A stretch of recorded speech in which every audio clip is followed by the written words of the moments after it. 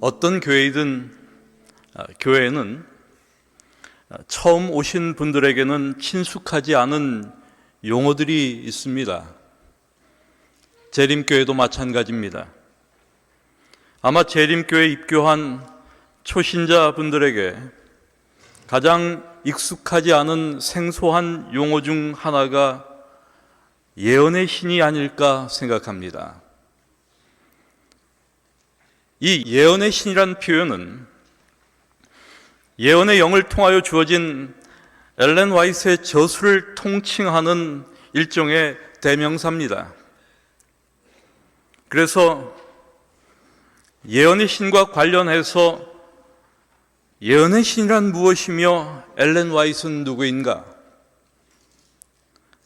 예언의 신은 얼마나 중요한 것이며 과연 엘렌 화이트는 믿을 만한 선지자인가? 성경과 예언의 신의 관계가 무엇인가? 엘렌 화이트가 그의 저술인 예언의 신을 믿지 않고도 재림 신자가 될 수 있을까? 예언의 신은 우리에게 어떤 역할을 하는 것이며 어떤 유익을 제공할까? 이런 질문들은 예언의 신과 관련해서 그 대답이 필요한 매우 중요한 주제들입니다. 오늘 이 시간 이런 질문들을 생각하며 그의 열매로 그들을 알리라 라고 하는 마태복음 7장 20절의 말씀을 본문으로 엘렌 화이트와 예언의 신에 대한 말씀을 함께 나누기 원합니다. 재림교회 초기 선구자들 중 대표적인 인물들을 꼽는다면 우리는 엘렌 화이트와 제임스 화이트 그리고 조셉 베이츠를 생각할 수 있습니다. 사실 엘렌 화이트는 그중 가장 중요한 인물임에 틀림없습니다. 그리고 초기 선구자들 중 제임스 화이트와 조셉 베이츠는 모두 청교도적 신앙을 회복하려는, 그래서 회복주의자라고 불리는 크리스천 커넥션, 일명 기독교회에 속한 사람들이었습니다. 반면 엘렌 화이트는 감리교 가정에서 태어나 자란 신실한 감리교 신앙을 가진 분이었습니다. 이러한 초기 재림교회 선구자들의 신앙 배경은 재림교회 형성 과정에 많은 영향을 끼쳤습니다.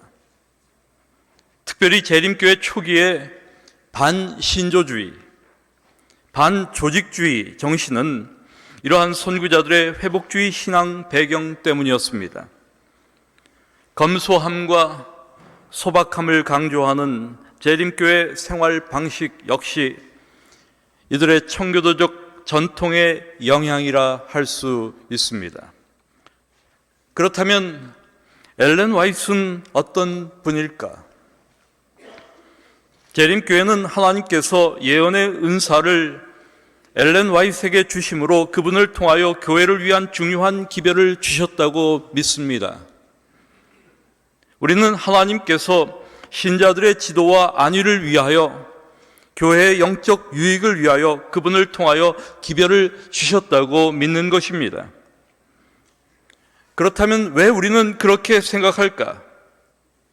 130권 이상이 되는 엘렌 화이트의 저서들 중 한두 권이라도 읽어보았거나 읽어본다면 우리가 이렇게 생각하는 그 이유를 충분히 이해할 수 있으리라고 생각합니다. 사실 재림교회 태동에서부터 지금까지 한 세기가 훨씬 넘게 엘렌 화이트의 선지자로서의 봉사와 사역은 제7일 안식일 예수 재림교회와 그분의 글을 읽는 수많은 사람들에게 큰 축복이 되어 왔음을 부인할 수 없습니다. 엘렌 화이트의 예언적 음성과 권면은 재림교회의 모습을 꼴 짓는 데 있어서 지대한 영향을 미쳤습니다. 지금도 그분의 권면을 통하여 우리는 많은 영적 유익을 얻고 있습니다. 그럼에도 불구하고 여전히 우리에게는 이러한 질문들이 남아 있습니다. 엘렌 화이트는 어떤 사람이며 어떤 삶을 살았는지, 그분은 교회에 어떤 영향을 끼쳤는지, 그분의 글들, 우리가 예언의 신이라고 부르는 서적들은 믿을 만한 것인지, 우리는 그분을 어떻게 생각해야 하는지, 그러므로 이러한 물음을 가지고 그 대답을 찾는 것은 재림 신자로서 중요한 일이라고 생각합니다. 먼저 오늘 저는 한 인간으로서, 또한 신실한 동료 그리스도인으로서 엘렌 화이트에 대하여 말씀드리기 원합니다. 엘렌 화이트의 본명은 엘렌 골드 하몬입니다. 제임스 화이트와 결혼 이후 남편의 성을 따라 엘렌 화이트이 되었습니다. 이분은 1827년 11월 26일 메인주 골햄에서 출생했으며 1915년 7월 16일 88세를 일기로 잠드셨습니다. 엘렌 화이트는 8남매 중 가장 어린 막내 이란성 쌍둥이 자매로 태어났습니다. 부모인 로버트 하몬과 유니스 하몬은 모두 신실한 감리교도였습니다. 엘렌 화이트는 12세에 그리스도를 영접하여 그리스도인이 되었고 14세에 침례를 받고 신자가 되었습니다. 물론 감리교회는 세례를 시행하지만 엘렌 화이트는 성경상의 침례 방식을 따라 침례받기를 원하여 감리교 목사는 그녀에게 침례를 베풀었습니다. 이후에 엘렌 화이트와 그녀의 가족들은 그리스도의 재림에 관한 윌리엄 밀러의 성경 예언 해석을 받아들이고 모두 밀러 운동에 가담하게 됩니다. 그런데 엘렌 화이트는 9세 때 한 학생이 던진 돌에 코를 맞는 비극적 사고를 당합니다. 그녀는 후에 그 사고가 자신의 전 생애에 영향을 끼쳤다고 기록합니다. 이 사고로 3주 동안 무의식 상태로 지냈습니다. 정규 학교 교육을 받을 수 없게 되었습니다. 그래서 엘렌 화이트의 정규 학교 교육은 초등학교 3년을 마치고 끝납니다. 아마도 우리 여성분들에게 엘렌 화이트를 많이 닮았다고 하면 좋아할까요? 아니면 별로 좋아하지 않을까요? 별로 좋아하지 않을 것 같아요. 아무도 그분의 외모를 아름답다고 하지 않습니다. 이 사고의 영향으로 평생 동안 외모가 흉하게 된 겁니다.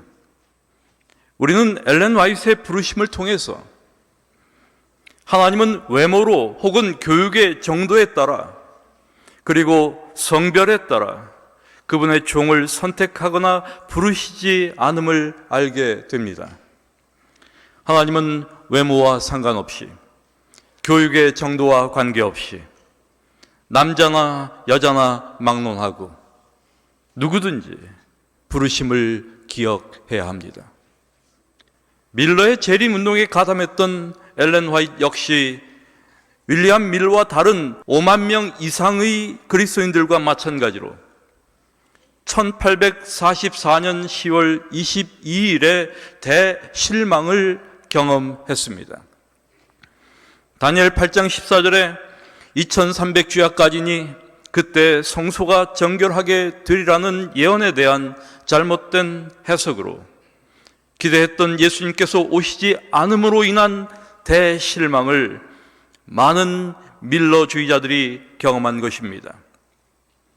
그러나 엘렌 화이트는 그 실망으로 낙담하지 않았습니다. 와이스는 그분의 자서전에서 이렇게 말합니다. 그것은 믿음이 그토록 강렬했던 적은 무리, 소망이 한없이 고조됐던 백성들에게 닥친 쓰디쓴 실망이었다. 그러나 우리는 우리 마음이 주님 안에서 그토록 자유롭고 주님의 능력과 은혜로 튼튼히 지탱됨에 대하여 놀라지 않을 수 없었다. 이후 엘렌 와이트는 좋은 신앙의 친구였던 제임스 와이트와 1846년 8월 30일에 결혼합니다. 당시 제임스는 25세였고 엘렌은 18세였습니다.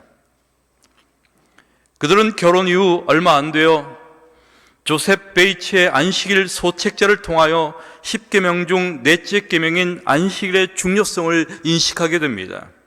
그리고 안식일을 지키기 시작합니다. 또한 그들은 함께 수천 마일을 여행하며 흩어진 신자들에게 희망의 기별을 전했습니다. 사실 신혼 초 그들은 매우 가난했고 자주 아팠습니다. 엘렌 와이트는 그들이 편안한 삶에 안주하지 않도록 어려운 상황에서 사역을 수행하도록 하나님께서 이러한 시련과 가난을 허용하신다고 느꼈습니다. 한 인간으로서 엘렌 와이트의 삶을 살펴본다면 그분 역시 그만의 갈등, 약점, 강점, 어려움들을 가지고 있었습니다. 때론 실망과 좌절을 경험했습니다. 질병과 싸웠습니다. 빈곤한 삶을 살았습니다. 남편과의 갈등도 있었습니다. 자녀의 문제도 있었습니다. 둘째 아들 에드손은 낭비벽이 있었고 신앙에 문제가 있었습니다. 선지자 가정의 아들이 교회를 나오지 않았습니다. 그래서 제임스와 엘렌의 부부 관계의 문제는 그들의 아들 에드손을 다루는 의견 차이에 있었습니다. 제임스는 에드손에 대하여 강하고 엄격한 태도를 취했고 에드손이 낭비벽으로 어려움에 처했을 때 그것을 도와주지 않았습니다. 반대로 엘렌은 더 부드럽고 관대하고 화해적인 자세를 취함으로 때로는 제임스와 충돌하기도 했으며 제임스는 그것으로 인하여 폭발하기도 했습니다. 속을 많이 썩이던 에드슨은 30세 즈음에 회심을 경험합니다. 그리고 이후 미국 남부 흑인들을 위한 사역에 그의 삶을 헌신했습니다. 이렇게 인간으로서 엘렌 와이트는 가족을 부양하기 위하여 일했고 교회를 섬기며 열심히 일했습니다. 특별히 그분은 두 아들과 남편을 잃는 사별의 고통을 경험하기도 했습니다. 그분에게는 헨리, 니콜스, 에드손, 윌리, 허버트 이렇게 네 아들이 있었습니다. 그런데 큰아들 헨리 니콜스는 폐렴으로 16세에 사망합니다. 이때 심경을 엘렌 와이트는 자서전에 이렇게 기록합니다. 아, 웬일인가? 우리의 늠름한 헨리가 16살의 꽃다운 나이에 죽었을 때 우리의 아름다운 명창이 무덤으로 내려갔을 때 우리는 그의 새벽 노래를 더 이상 들을 수 없게 되었다. 우리의 가정은 쓸쓸하였다. 이 헨리 니콜스는 아주 노래를 잘했던 그런 청년이었습니다. 또 막내 아들 허버트는 단독으로 2달 반 만에 사망했습니다. 이때 심경 역시 자서전에 이렇게 기록되어 있습니다. 그 연한 가지가 부러질 때 우리의 심령이 얼마나 찢어지고 아팠는지는 자기의 귀여운 어린 자식의 뒤를 따라 무덤까지 가본 사람들 외에는 아무도 모를 것이다. 여러분, 자녀가 병들었을 때 우리 그리스도인 부모들은 어떻게 합니까? 여러분은 어떻게 하시겠습니까? 아마 우리는 기도할 것 같아요. 기도하죠. 화이트 부부도 마찬가지였습니다. 우리 아이의 용태가 더 악화되었으므로 우리는 그를 위해 매일 3번씩 기도하는 시간을 가졌다. 때때로 그는 하나님의 축복을 받아 병세가 호전될 때도 있었지만 그의 증세가 악화될 때에는 우리의 믿음이 혹심하게 시련을 당하였다. 뿐만 아니라 엘렌 화이트이 53세 1881년 8월 6일 그녀의 남편 제임스 화이트이 60세에 별세합니다. 그들은 35년간 부부였습니다. 엘렌 화이트는 이렇게 말합니다. 35년 동안 우리는 나란히 그리스도의 사업을 해왔으며 또한 함께 서서 이 사업이 영광스럽게 마쳐지는 장면을 목격하기를 바랐다. 그러나 그것은 하나님의 뜻이 아니었다. 내 청춘 시절의 보호자요 생애의 반려자이며 나의 사업과 고난의 동참자를 마침내 내 곁에서 앗아 가셨으므로 나 홀로 남아서 나의 사업을 마치고 홀로 싸움을 싸워야만 하게 되었다. 이렇게 엘렌은 남편과 2 아들을 잃는 사별의 고통을 경험했습니다. 이것이 인간으로서 엘렌 화이트의 삶이었습니다. 이분의 삶에 대하여 잘 모르는 사람들은 엘렌 화이트의 삶에 대하여 이렇게 생각할 수 있습니다. 아마도 그녀의 삶은 하나님의 은혜 안에서 행복하고 평온한 삶이었을 것이다. 그러나 하나님의 메신저로서 선지자로서의 그분의 삶은 이렇게 이 땅에서의 평안을 누리는 삶이 아니었습니다. 그 역시 우리와 마찬가지로 인생에게 찾아오는 모든 고난과 슬픔을 더 많이 겪었습니다. 그렇습니다, 여러분. 하나님은 그분의 특별한 종이라고 편애하지 않으시는 분입니다. 우리는 한 인간으로서 엘렌 화이트의 삶의 모습을 바라보면서 깊은 연민과 애정을 느낍니다. 시작부터 재림교회의 선구자들은 자신들을 남은 백성으로 언급했습니다.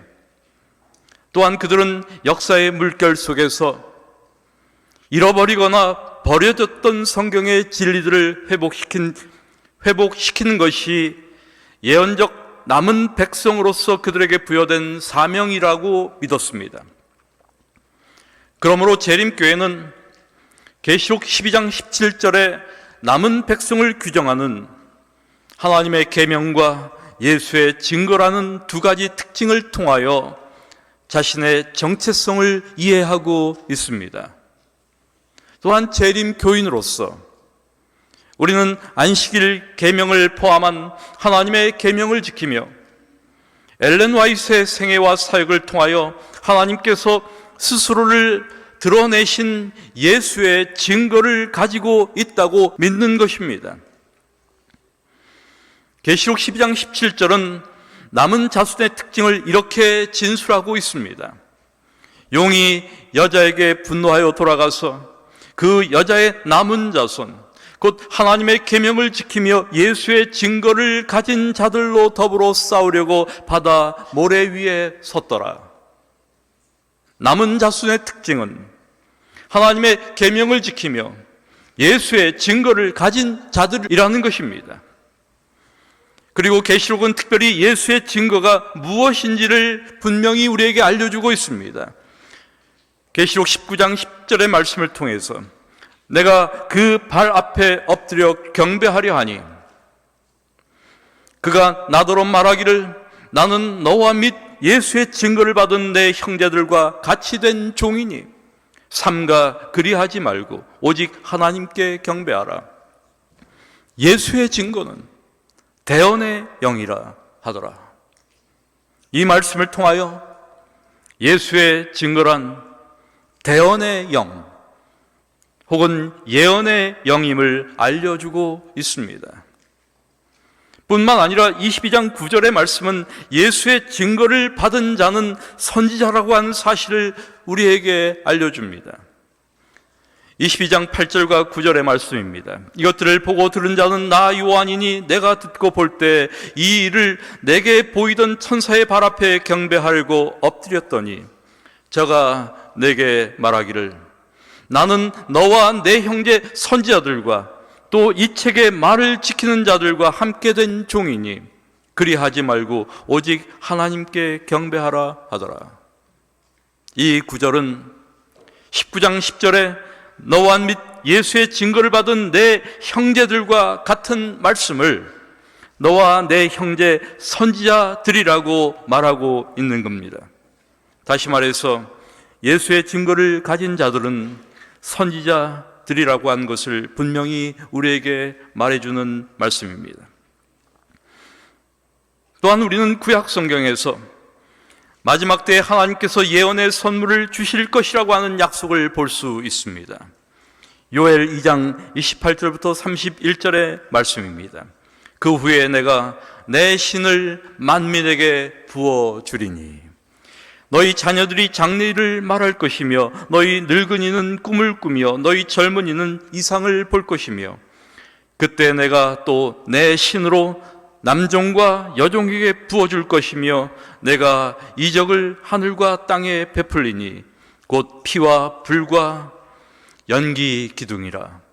여호와의 크고 두려운 날이 이르기 전에 해가 어두워지고 달이 핏빛같이 변하려니와 라고 말씀하고 있습니다.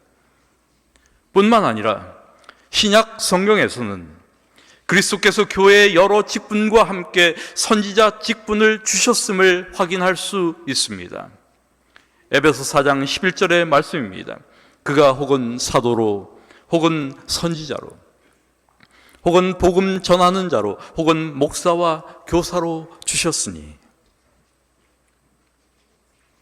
그러나 이러한 재림신앙의 형성 과정에 있어서 엘렌 화이트의 봉사와 사역 그리고 대언의 영에 대한 우리의 믿음은 아무런 검증이나 증거 없이 가볍게 이루어진 것이 결코 아닙니다.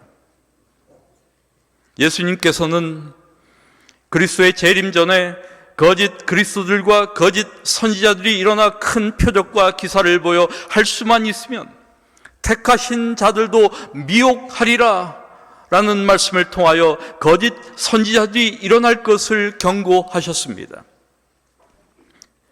이러한 이유 때문에 우리는 예언의 선물이라고 주장하는 모든 것을 조심스럽게 시험해야 합니다. 이러한 이유 때문에 엘렌 화이트의 글들은 예언의 선물을 시험하는 다양한 성경 지침들을 통하여 오랜 검증을 거쳤습니다. 성경은 예언의 선물을 시험하는 여러 지침들을 제공합니다. 첫 번째 지침은 참 선지자는 예언적인 꿈과 이상을 받는다는 것입니다. 하나님께서는 민수기 12장 6절에서 이렇게 말씀하셨습니다. 이르시되 내 말을 들으라. 너희 중에 선지자가 있으면 나 여호와가 이상으로 나를 그에게 알리기도 하고 꿈으로 그와 말하기도 하거니와 라고 말씀하셨습니다.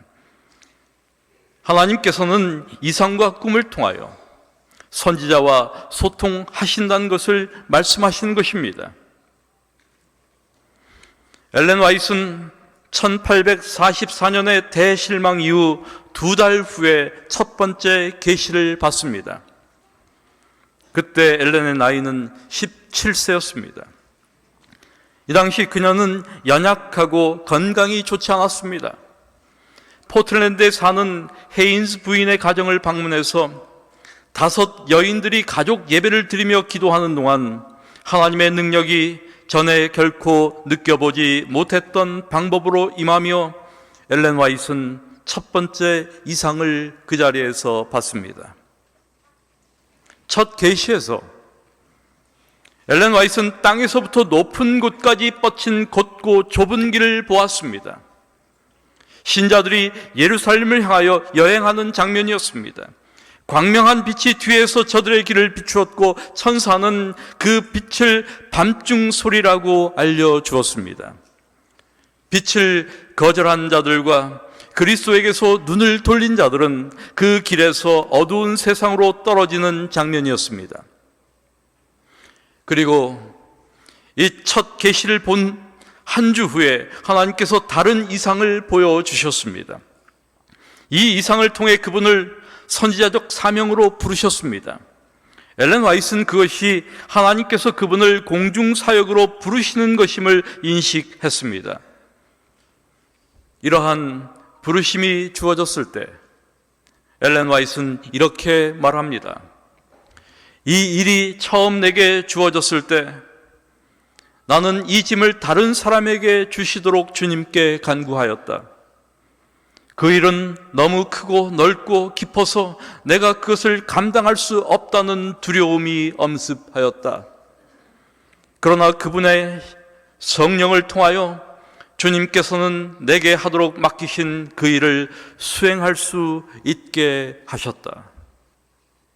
이후 엘렌 화이트는 70년 동안 2000번 이상의 꿈과 이상을 받습니다. 그분은 그가 받은 모든 이상과 받은 기별들을 기록했습니다. 책, 팜플렛, 기사 등을 포함한 그분의 모든 원고는 10만 페이지에 이릅니다. 예언의 선물을 시험하는 두 번째 성경의 지침은 그의 기별이 성경과 일치하는가입니다. 이사야 8장 20절의 말씀은 마땅히 율법과 증거의 말씀을 쫓을지니 그들의 말하는 바가 이 말씀에 맞지 아니하면 그들이 정령이 아침빛을 보지 못하고 라고 말합니다. 선지자의 기별은 하나님의 말씀과 조화되어야 한다는 뜻입니다. 우리는 엘렌 화이트의 저술과 기별 속에서 하나님의 말씀과 불일치되는 것을 찾을 수 없습니다. 예언의 선물을 시험하는 세 번째 성경의 지침은 요한일서 4장 1절과 2절의 말씀이 제공하고 있습니다. 사랑하는 자들아, 영을 다 믿지 말고 오직 영들이 하나님께 속하였나 시험하라. 많은 거짓 선지자가 세상에 나왔음이니라. 하나님의 영은 이것으로 알지니 곧 예수 그리스도께서 육체로 오신 것을 시인하는 영마다 하나님께 속한 것이요. 엘렌 화이트는 시대의 소망, 정노의 계단, 이런 놀라운 저술을 통하여 예수님을 지속적으로 주님이자 구주로 사람들에게 소개합니다. 그러나 예언의 선물을 시험하는 성경의 지침들 중 가장 중요하고 시간이 많이 소요되는 것은 성품의 열매를 시험하는 것입니다. 예수님께서 마태복음 7장 20절에서 말씀하신 그의 열매로 그들을 알리라 라고 하는 것입니다. 열매를 시험하는 일은 많은 시간이 걸립니다. 엘렌 화이트는 수많은 사람들, 대다수가 회의적이고 의심하며 혐의를 잡아내고 싶어하며 어떤 경우에는 공개적으로 적대적으로 행동한 사람들의 그 비평적인 시선 가운데 70년 동안 살며 일했습니다. 그분의 반대자들은 여전히 그분에게서 잘못이나 일관적이지 못한 점을 찾기를 좋아합니다. 그렇지만 그분의 생애가 보인 열매는 그분의 성실성, 열심, 그리스도인다운 경건을 증명해주고 있습니다. 우리는 엘렌 화이트의 생애에 나타난 세 가지 열정을 이런 의미에서 주목할 필요가 있습니다. 첫째는 구주에 대한 열정입니다. 그분의 저수를 우리가 검색하면 예수라고 하는 단어는 37만 348회가 검색됩니다. 그리스도라고 하는 단어는 6만 9,277회가 검색됩니다. 그리고 구주가 11,583번 언급되고 있음을 확인할 수가 있습니다. 이러한 사실은 그분의 글들이 얼마나 그리스도에게 초점이 맞춰져 있는가를 보여주는 신뢰입니다. 엘렌 화이트는 이렇게 말합니다. 그러므로 그대들은 자신을 생각지 말고 그리스도를 쳐다보라. 그리스도의 사랑과 그의 품성의 아름다움과 완전하심에 대하여 생각하라. 극계의 그리스도, 굴욕을 받으신 그리스도, 순결하고 거룩하신 그리스도, 무한히 사랑하시는 그리스도, 이것이 심령에 명상할 제목이다. 그대들이 그의 형상으로 변화하게 되는 것은 그리스도를 사랑함으로, 그를 모방함으로, 그를 온전히 의지함으로 되는 것이다. 그분의 기별은 이렇게 그리스도에게 집중되어 있습니다. 그리스도를 쳐다보고 생각하고 명상하고 사랑하고 모방하고 의지하라는 것입니다. 여러분, 우리에게도 이러한 그리스도에 대한 열정이 필요하지 않습니까?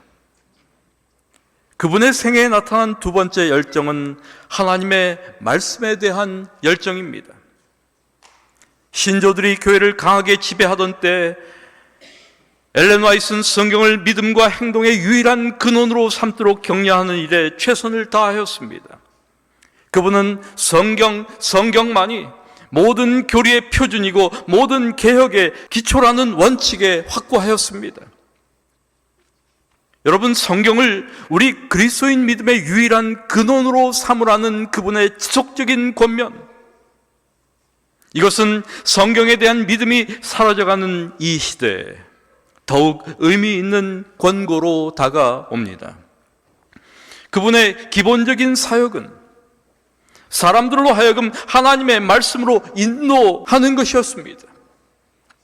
그분의 글을 통해서 하나님의 말씀을 듣는 사람은 성경으로 또한 인도될 것이었습니다. 엘렌 화이트는 이렇게 자신의 봉사에 대하여 말합니다. 성령은, 다시 말해서 예언의 선물입니다. 성경을 대신하기 위하여 주어지지 않았으며 또 주어질 수도 없다. 왜냐하면 하나님의 말씀은 모든 교훈과 경험을 시험하기 위한 표준이라고 성경은 분명히 말하기 때문이다. 또한 성경과 예언의 신의 올바른 관계에 대하여 이렇게 말했습니다. 성경에 대한 관심이 적기 때문에 주님께서는 사람들을 더 큰 빛, 그 더 큰 빛은 성경을 의미합니다. 더 큰 빛으로 이끌 작은 빛, 엘렌 화이트의 글을 의미합니다. 작은 빛을 주셨다. 이 짤막한 진술이야말로 성경과 예언의 신의 관계를 가장 적절하게 설명하고 있는 대단히 의미 있는 함축된 그런 진술이라고 생각합니다. 그렇습니다. 예언의 신은 또 다른 성경이 아닙니다. 이렇게 엘렌 화이트는 성경을 높였습니다. 그녀는 계속해서 이렇게 강조합니다. 성경 전체가 영감을 받은 하나님의 말씀이다. 사람들은 그들의 성경을 붙잡아야 한다. 사람들은 성경을 믿고 순종함으로 한 명도 이름받지 않을 것이다. 성경은 모든 인간의 필요를 채운다. 성경에서 하나님에 대한 진리를 찾을 수 있다. 성경은 사람이 구원을 받기 위해 필요한 모든 것을 담고 있다. 성경은 그리스도인 삶의 패턴을 정해준다. 이렇게 엘렌 화이트는 성경을 높였습니다.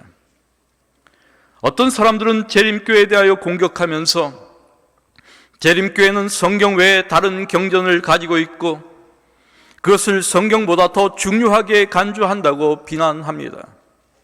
그러나 오히려 재림교회는 엘렌 화이트의 사역과 그의 저술을 통하여 그 어떤 교회보다 더 성경을 중요시하고 가까이 하는 그런 교회가 되었습니다. 여러분, 재림교회는 탁월한 성경 중심 신앙을 가지고 있는 교회임을 기억하셔야 합니다. 하나님의 말씀을 존중하는 교회입니다. 이것이 재림교회의 중요한 신앙 정신입니다. 그러므로 재림교인들은 말씀을 연구하고 말씀대로 살아가는 사람들입니다. 우리가 성경을 존중하지 않고 연구하지 않고 등한히 여긴다면 여러분, 우리는 재림신자가 아닙니다. 그분의 생애에 나타난 세 번째 열정은 영혼 구원에 대한 열정입니다. 그분은 자신의 영혼 구원에 대한 열정을 이렇게 기록하였습니다. 최근에 나는 밤에 잠이 깨어 그리스도께서 인류를 위해 고난당하시는 장면을 보았다. 그분의 희생, 악한 자들의 손에서 받은 그분의 조롱과 비웃음, 겟세마네 동산에서의 고민, 그분의 배반당하심과 십자가의 죽으심, 이 모든 것이 내 앞에 생생하게 나타났다. 내가 그리스도의 손에서 떨고 있는 그 잔을 생각했을 때 그분께서 그 잔을 마시기를 거절함으로 세상이 그의 죄로 멸망될 수 있었던 것을 깨달았을 때 나는 그분께로 영혼들을 인도하는 사업에 나의 생애의 모든 힘을 바치겠다고 서약했다. 여러분, 영혼들을 그리스도께 인도하는 것, 그것은 우리 역시 함께 해야 할 그리스도인의 사명임을 기억해야 합니다. 우리는 엘렌 화이트의 사역의 열매가 여전히 풍부하며 개인들뿐만 아니라 교회와 교회의 기관에 복이 되고 있음을 인정해야 할 것입니다. 엘렌 화이트는 자신의 저서가 역사상 가장 많이 번역된 미국 여성으로 알려져 있습니다. 그분의 저술 중 정노의 계단은 160개의 언어로 번역되었으며 다른 서적 13권은 25개가 넘는 언어로 번역되었습니다. 그분의 사역과 리더십의 열매로 하나님께서는 제7일 안식일 예수 재림교회를 오늘날 세계에서 가장 큰 개신교 학교 조직을 가진 교회가 되게 하셨습니다. 가장 큰 개신교 의료 보건 조직을 갖춘 교회가 되게 하셨습니다. 가장 큰 출판 사업을 수행하는 교회가 되게 하셨습니다. 그리고 가장 광범위한 개신교 선교를 수행하며 전 세계 210개국 이상의 가장 많은 나라에서 복음을 전하는 교회로 재림교회를 성장하게 하셨습니다. 이러한 열매들은 하나님께서 그분을 통하여 특별한 방법으로 일하셨다는 부인할 수 없는 증거입니다. 여러분, 하나님께서 신약교회에 두신 하나님의 성령의 가장 중요한 선물 중 하나는 예언의 선물입니다. 성경은 또한 이 선물을 마지막 때에 하나님의 남은 백성의 특징으로 규정합니다. 그러므로 영적 선물은 하나님과 그분의 참된 백성들에게는 여전히 중요합니다. 하나님께서 주시는 이러한 영적 선물에는 목적이 있습니다. 그것은 우리를 성경으로 인도하기 위하여입니다. 성경의 이해를 돕기 위해서입니다. 또한 성경의 원칙들을 우리의 생활에 적용하도록 하기 위한 것입니다. 결국 이 선물은 하나님의 백성이 잘못된 길을 선택할 위험에 있을 때 하나님께서 그들을 가르치시는 수단입니다. 그러므로 무엇보다도 중요한 것은 이 선물을 통하여 더욱 분명히 계시된 예수 그리스도를 만나는 겁니다. 사실 엘렌 화이트의 저술 그 자체가 하나님의 선물이 아닙니다. 참된 선물은 그분의 글들을 통하여 나타난 예수 그리스도입니다. 만일 엘렌 화이트의 글들을 읽는 사람이 그 안에 계시된 그리스도를 더욱 깊이 만나지 못한다면 그것은 정말 무익한 글에 지나지 않습니다. 오히려 그것은 독이 되고 맙니다. 그래서 예언의 선물은 남용되거나 오용됩니다. 그 안에서 그리스도를 만나 더 좋은 그리스도를 닮은 신자가 되는 대신 그것으로 다른 사람들을 판단하고 비난하고 정죄합니다. 이렇게 사단은 하나님의 백성들로 하여금 이 선물을 오용하게 하거나 하찮게 여겨 기피하게 만듭니다. 엘렌 화이트는 이러한 사단의 전략을 오래전부터 예견하였습니다. 사단의 마지막 속임은 그분의 기별이 19세기에 교회를 세우는 일에는 필요했지만 오늘날에는 별로 관계가 없다고 말하는 사람들도 있습니다. 영감받은 하나님께서 이 교회를 위해 보내신 선지자라는 입장에서 단지 훌륭한 기독교 저술가로 폄하되기도 합니다. 신자들에게는 예언의 신을 무시하거나 기피하는 정서가 있습니다. 우리가 예언의 신을 기피하는 방법은 그 책을 읽지 않거나 그의 권면을 경시하는 것입니다. 오늘날 예언의 신에 대한 가장 큰 위협 중 하나는 사실 그것에 대한 적의가 아니라 무관심입니다. 많은 신자들이 예언의 신 자체를 모르거나 읽지 않거나 그저 무시합니다. 우리가 예언의 선물을 기피하거나 경시한다면 재림교회 신앙 정신은 사라지고 말 것입니다. 교회는 더욱 세속 정신으로 물들고 우리의 영적 도덕적 표준들은 저하될 것입니다. 그리스도인 삶의 질은 더욱 낮아질 것입니다. 결국 우리는 하나님의 나라를 유업으로 얻지 못할 것입니다. 사랑하는 우리 교회 여러분, 이제는 우리에게 주어진 예언의 선물에 대한 확신과 존중을 회복해야 합니다. 우리가 엘렌 화이트의 글들에서 발견할 수 있는 권면들과 교훈들을 따르고자 하는 마음으로 기도하며 연구하는 일에 헌신한다면 우리의 삶은 더욱 풍요로워질 것입니다. 우리는 다시 오시는 그리스도를 기쁨으로 맞이하며 하나님의 나라를 유업으로 얻게 될 것입니다. 엘렌 화이트를 통해 우리에게 주신 예언의 선물이 우리의 삶과 신앙에 큰 축복이 되기를 이 시간 간절히 기도드립니다.